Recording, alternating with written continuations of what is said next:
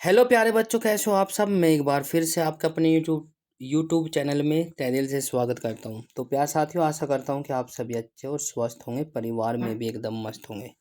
तो आप सभी का साइंस की क्लास में स्वागत करता हूं। आप सभी का प्यार और स्नेह हमें मिल रहा है, उसके लिए बहुत बहुत धन्यवाद भाई। आपका जो है मैं सदैव ऋणी रहूँगा, क्योंकि प्यारे साथियों, कुछ साथी तो हमारे ऐसे हैं जो हमें ये भी बताते हैं कि सर ये प्रॉब्लम है, आप लोग अच्छे तरीके से नहीं पढ़ाते। तो मैं उनका तहे दिल से धन्यवाद करना चाहता हूँ कि आप लोग सभी निसंकोच होकर कमेंट करते हैं। तो वो आपका अपना चैनल है, इसीलिए भाई आप लोग बताएंगे तभी तो पता चलेगा कि हाँ अच्छा है या गलत, ठीक है ना। तो धन्यवाद आप सभी का। तो शुरू करते हैं, कोशिश करते हैं कि आपकी आपकी उम्मीदों पर हम पूरा खरा उतरे। तो उसके लिए शुरू करते हैं सेशन को। तो आज का पहला क्वेश्चन आपकी स्क्रीन पर आ चुका है साथियों। निम्नलिखित में से किस यौगिक की आकृति चतुष्फलकीय है। मोस्ट इम्पोर्टेंट है, कई बार एग्जाम में पूछा गया है, तो ऐसा क्वेश्चन आपसे एग्जाम में पूछा जा सकता है। तो प्यार साथियों, कार्बन टेट्रा क्लोराइड की, एसिटिलीन की, अमोनिया की, जल की, किसकी आकृति जो है चतुष्फलकीय है, वो आप लोगों को बताना है। सब पास। प्रत्येक क्वेश्चन में आपको 5 सेकंड का समय दिया जाएगा, उससे ज़्यादा नहीं। तो आंसर आने स्टार्ट हो चुके हैं बिल्कुल। तो कार्बन टेट्रा क्लोराइड। तो प्यार साथियों, हमारे साथ जो है काफ़ी बच्चे बाद में भी क्लास लेते हैं, तो आप सभी का स्वागत है, बाद वालों का भी। आप लोग कमेंट करते हो तो मैं पढ़ता हूँ आपके प्रत्येक कमेंट। जैसे कि डिप्रेशन बालक है, सुमित नाम है उनका, ठीक है नहीं, और अरुण कुमार है, काफ़ी बच्चे हैं, एक कई सारे और भी है, ठीक है, शुभम है। तो ये सभी बच्चे जो है हमारे जो लाइव रहते हैं वे है। तो आप सभी का तहे दिल से धन्यवाद। कार्बन टेट्रा क्लोराइड की जो आकृति होती है वो चतुष्फलकीय होती है। बहुत बढ़िया। अगला क्वेश्चन देखिए फटाक से, क्या हो जाएगा। एथिनल एथिनील अणु की प्रकृति होती है। एथिनील अणु की प्रकृति कैसी होती है। चतुष्फलकीय, अष्टफलकीय, एक रेखिक या समतल त्रिकोणीय। एथिलीन एथिनील अणु की आकृति प्रकृति कैसी होती है।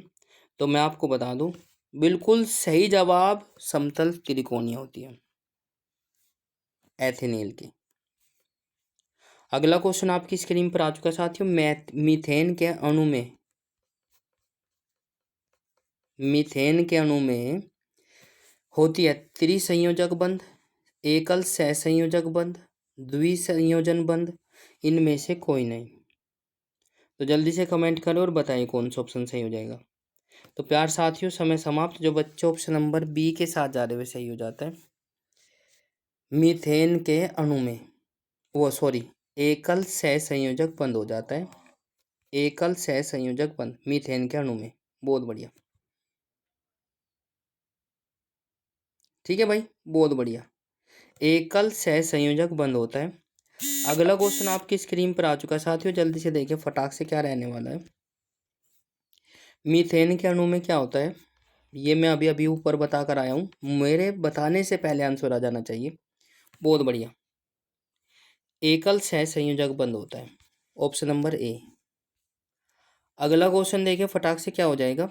हाइड्रोजन क्लोराइड एक गैस है, परंतु हाइड्रोजन फ्लोराइड एक निम्न क्वथनांक वाला द्रव है, क्योंकि हाइड्रोजन क्लोराइड एक गैस है, परंतु हाइड्रोजन फ्लोराइड एक निम्न कथन वाला द्रव है, क्योंकि हाइड्रोजन फ्लोराइड एक दुर्बल अम्ल होता है। हाइड्रोजन बंध के कारण अणु संगुणित हो जाते हैं। HF बंध दुर्बल होते हैं, HF बंध प्रबल होते हैं। तो जल्दी से बताएं फटाक से कौन सा ऑप्शन सही हो जाएगा, कमेंट करें भाई। हाइड्रोजन क्लोराइड एक गैस है, परंतु हाइड्रोजन फ्लोराइड एक निम्न क्वथनांक वाला द्रव है। तो समय समाप्त। जो बच्चे ऑप्शन नंबर बी के साथ जा रहे हुए सही हो जाता है। हाइड्रोजन बंध के कारण अणुसंगित हो जाते हैं।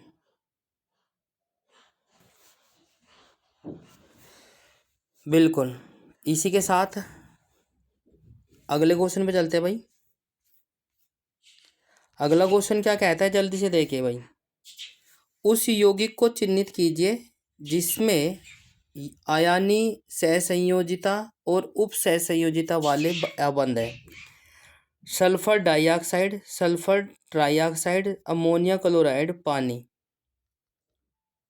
तो प्यार साथियों, उस यौगिक को चिह्नित कीजिए जिसमें आयनी सहसंयोजिता और उप सहसंयोजिता वाले अबंध है। तो प्यार साथियों, हमारा हो जाएगा answer option number C, ammonia chloride. बहुत बढ़िया।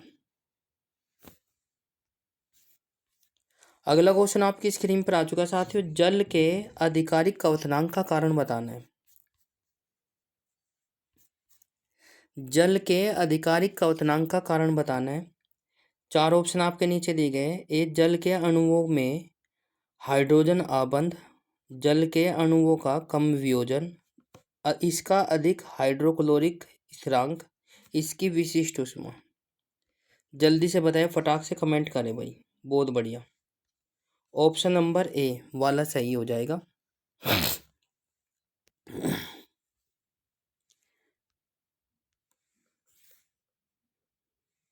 द्रवित सोडियम क्लोराइड विद्युत धारा प्रवाह कर सकता है क्योंकि इसमें उपस्थित होता है।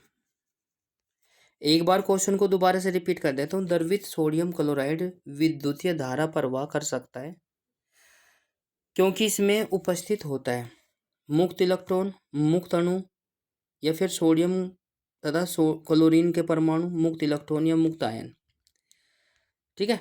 द्रवित सोडियम क्लोराइड जो है विद्युत को प्रवाह होने देता है। क्यों? क्योंकि इसमें होते हैं मुक्त आयन। ठीक है, मुक्त आयन होते हैं। अगला क्वेश्चन आपकी स्क्रीन पर आ चुका है साथियों। हाइड्रोजन में एक इलेक्ट्रॉन लेकर हीलियम का इलेक्ट्रॉनिक विन्यास प्राप्त करने की प्रकृति होती है। इस प्रकृति की समानता रखता है। हाइड्रोजन से एक इलेक्ट्रॉन लेकर हीलियम का इलेक्ट्रॉनिक विन्यास प्राप्त करने की प्रवृत्ति किस में होती है, या यह प्रवृत्ति सामान्यता रखता है हैलोजन से, क्षारीय मृदा धातुओं से, क्षार धातुओं से, अकेरिया गैसों से। जल्दी से बताएं फटाक से कौन सा ऑप्शन सही हो जाएगा। तो कमेंट करें। शाबाश। जो बच्चे ऑप्शन नंबर डी के साथ जा रहे वे सही हो जाता है, अकेरिया गैसों से। बहुत बढ़िया।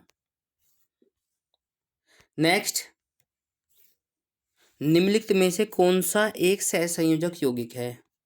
निम्नलिखित में से कौन सा एक सहसंयोजक यौगिक है। Sodium chloride, carbon tetra chloride, calcium chloride, magnesium fluoride. तो जल्दी से देखिए फटाक से कौन सा ऑप्शन सही हो जाएगा। निम्नलिखित में से कौन सा सहसंयोजक यौगिक है। तो प्यारे साथियों, समय समाप्त। कार्बन टेट्रा क्लोराइड एक सहसंयोजक यौगिक है। कार्बन टेट्रा क्लोराइड एक सहसंयोजक यौगिक है। बहुत बढ़िया। ऋणायन तब बनाता है, ऋणायन कब बनता है या कब बनाता है, जल्दी से देखें। ऋणायन कब बनाता है, तो प्यार साथियों, परमाणु पर बाहर से धनावेश आता है, परमाणु इलेक्ट्रॉन खोता है, परमाणु से प्रोटॉन बाहर निकलते हैं, परमाणु इलेक्ट्रॉन ग्रहण करते हैं। तो जल्दी से देखिए फटाक से, ऋणायन तब कब होता है।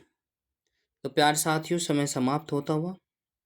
बहुत बढ़िया, जबरदस्त। जब परमाणु इलेक्ट्रॉन ग्रहण करते हैं तब उस पर ऋणायनावेश या ऋणावेश आ जाता है, और प्रोटॉन या डोनर करता है, इलेक्ट्रॉन डोनर करता है तो उस पर धनावेश आ जाता है।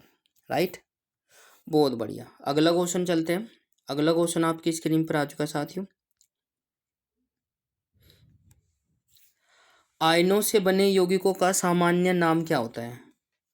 आयनों से बने यौगिकों का सामान्य नाम क्या होता है। सहसंयोजक बंध, सहसंयोजक, उप सहसंयोजक, वैद्युत संयोजक, और इनमें से कोई नहीं। आयनों से बने यौगिकों का सामान्य नाम क्या होता है, वो आप लोगों को बताना है। जो आयनों से यौगिक बनते हैं उनको क्या कहते हैं, सिंपल सी भाषा में बताना है भाई। शाबाश, वैद्युत संयोजक कहते हैं। क्या कहते हैं, वैद्युत संयोजक। बहुत बढ़िया। अगला क्वेश्चन आपकी स्क्रीन पर है भाई, निश्चित ताप पर किसी गैस के लिए द्रव्य द्रव्यमान का दाब उसके आयतन के प्रतिलोम अनुपाती होता है। यह नियम किसका है? एक बार फिर से, निश्चित ताप पर किसी गैस के दिए हुए द्रव्यमान दाब उसके आयतन के प्रतिलोम अनुपाती होता है। यह नियम किसका है? डाल्टन का, ग्राहम का, चार्ल्स का या बायल का? दाब उसके आयतन के प्रतिलोम अनुपाती होता है। तो प्यार साथियों, समय समाप्त होता हुआ, जल्दी से बताइए। बहुत ही बढ़िया, बहुत अच्छे, काफ़ी बच्चे हमारे साथ जुड़ चुके हैं। स्वागत है आप सभी का। बायल का नियम भाई, जो बाद में क्लास लेते हैं विल भी बिल्कुल कमेंट करें निसंकोच होकर, उनके कमेंट में आपको बिल्कुल पढ़ता हूँ और जवाब भी देता हूँ भाई। तो अगला क्वेश्चन आपकी स्क्रीन पर आ चुका है साथियों, जल्दी से देखिए। दिए हुए ताप पर गैस की एक निश्चित मात्रा के लिए दाब का मान नियत रहता है, वह कौन सा नियम है? दिए गए ताप पर किसी गैस की निश्चित मात्रा के लिए दाब का मान नियत रहता है, यह किसका मान है? एवगैद्रो की अभिकल्पना, पास्कल का नियम, बायल का नियम, चार्ल्स का नियम?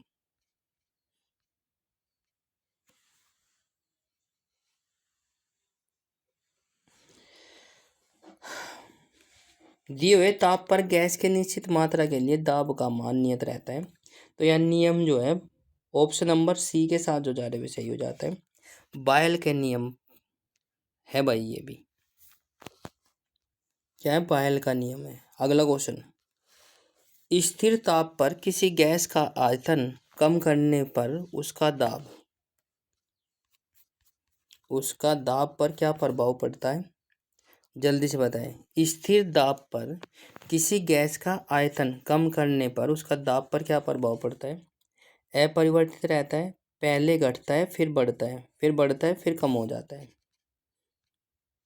तो जल्दी से बताएं भाई। स्थिर ताप पर किसी गैस का आयतन कम करने पर उसका दाब बढ़ता है।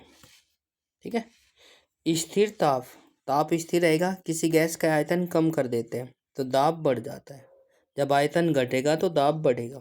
ठीक है, बहुत बढ़िया। अगला क्वेश्चन आपकी स्क्रीन पर आ चुका है साथियों, स्थिर दाब पर गैस का आयतन परम ताप के समानुपाती होते हैं, यह नियम बताना है किसका है?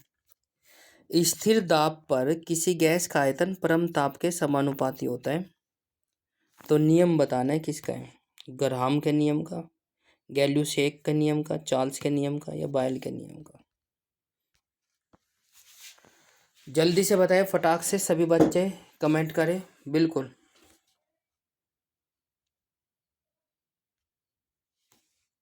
तो प्यारे साथियों, समय समाप्त। जो बच्चे ऑप्शन नंबर सी के साथ जा रहे हुए सही हो जाता है, चार्ल्स के नियम का।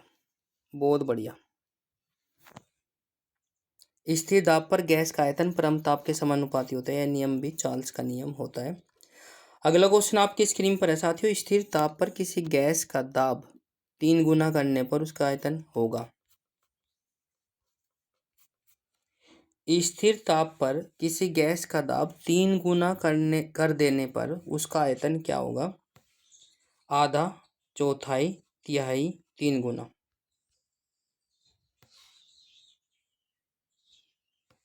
तो प्यारे साथियों, समय समाप्त। जो बच्चे ऑप्शन नंबर सी के साथ जा रहे हुए सही हो जाता है।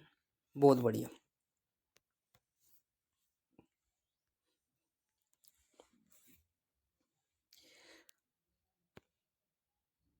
नेक्स्ट क्वेश्चन आपकी स्क्रीन पर है, गैसों के विसरण का नियम किसके प्रतिपादित किया था? गैसों के विसरण का नियम किसने प्रतिपादित किया था या दिया था? गैसों का विसरण नियम किसने दिया था भाई? चार्ल्स ने, ग्राहम ने, बॉयल ने या गैद्रो ने? गैसों का विसरण नियम किसने दिया था या किसने प्रतिपादित किया था? तो प्यार साथियों, बहुत ही अच्छा छोटा सा आंसर, प्यारा सा आंसर आपकी स्क्रीन पर है, बी सही हो जाएगा, ग्राहम। पूरा नियम हो जाएगा ग्राहम का विसरण नियम, आपने पढ़ा ही होगा, याद आ गया होगा बिल्कुल। ग्राहम का विसरण नियम कहलाता है। अगला क्वेश्चन आपकी स्क्रीन पर आ चुका है साथियों। एक गैस विसरण कर की दर, एक गैस विसरण की दर क्या होता है? कमेंट करें। चार ऑप्शन आपके नीचे दिए गए।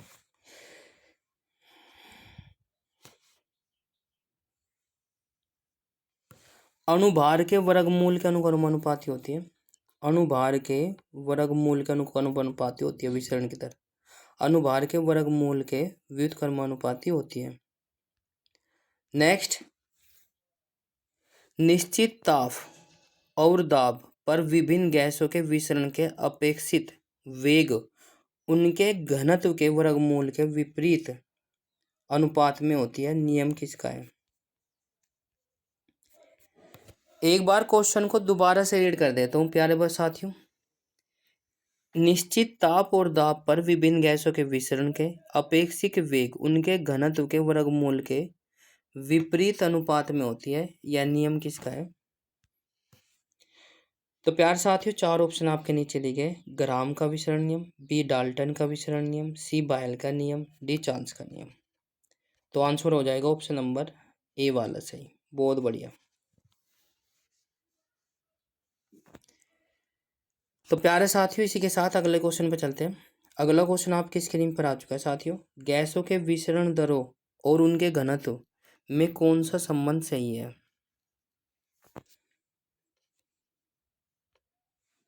चारों संबंध दिए गए हैं नीचे। तो अभी मैं पिछला क्वेश्चन यदि आप थ्योरी से वो करें, थोड़ी सी कंपेयर करें, तो आप लोग सीधा सीधा आंसर बता देंगे। उनके घनत्व के विपरीत वर्गमूल के अनुक्रमानुपाती होता है। राइट, बिल्कुल। गैसों के विसरण दरों और उनके घनत्व में कौन सा संबंध सही है? ऑप्शन नंबर ए वाला सही हो जाएगा। R1/R2 minus √D2/D1। अगला क्वेश्चन आपकी स्क्रीन पर आ चुका है साथियों। वायु से हल्की गैस कौन सी होती है? वायु से हल्की गैस कौन सी होती है? इंपॉर्टेंट क्वेश्चन है, कई बार पूछा गया एग्जाम में। Ammonia, oxygen, propane, chlorine. इनमें से बताना है भाई, चार ऑप्शन में से। शाबाश, बहुत बढ़िया। जब बच्चे ऑप्शन नंबर ए के साथ जा रहे हुए सही हो जाता है अमोनिया।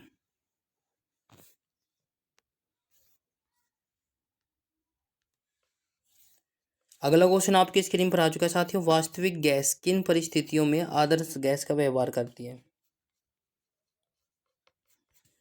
वास्तविक गैस किन परिस्थितियों में आदर्श गैस का व्यवहार करती है? चार ऑप्शन आपके नीचे दिए गए। निम्नलिखित निम्न दाब निम्न ताप पर, उच्च दाब उच्च ताप दाब पर, उच्च दाब व निम्न ताप पर, निम्न दाब व उच्च ताप पर। आदर्श गैस किन परिस्थितियों में आदर्श गैस का व्यवहार करती है? तो मैं आपको बता दूं, समय समाप्त। निम्न दाब व उच्च ताप पर आदर्श गैस का व्यवहार करती है। वास्तविक गैस जो है किन परिस्थितियों में आदर्श गैस का व्यवहार करती है? तो निम्न दाब और उच्च ताप पर। नेक्स्ट क्वेश्चन आपकी स्क्रीन पर आ चुका है साथियों। किसी कमरे किसी कमरे के कोने में इत्र की खुली शीशी रख देने पर उसकी खुशबू कमरे के सभी भागों में फैल जाती है। इसका कारण बताना है। मोस्ट इम्पोर्टेंट है, बेसिक सब प्रॉपर्टी है। यदि आपने देखा होगा कभी कभी कुछ स्वादिष्ट सी भोजन बना दीजिए आप लोग, है ना, तो आप उसको किसी एक कोने में रख दीजिए, तो आपको जो है उसका सभी कोनों में उसकी खुशबू फैल जाएगी। तो उसको क्या कहते हैं? उद्रपातन, विसरण, वाष्पन, वाष्पीकरण। एक सेंट की शीशी जिसको इत्र कहते हैं, ठीक है, कहाँ पर बनाया जाता है? इत्र के लिए कौन सा शहर प्रसिद्ध है, वो आप लोगों को बताना है। तो प्यार साथियों, जल्दी से बताना है। तो इसमें हो जाएगा, सेंट की शीशी यदि एक कमरे में कोने में रख दी जाए तो उसकी खुशबू पूरे कमरे में फैल जाती है। उसका कारण बताना है क्या?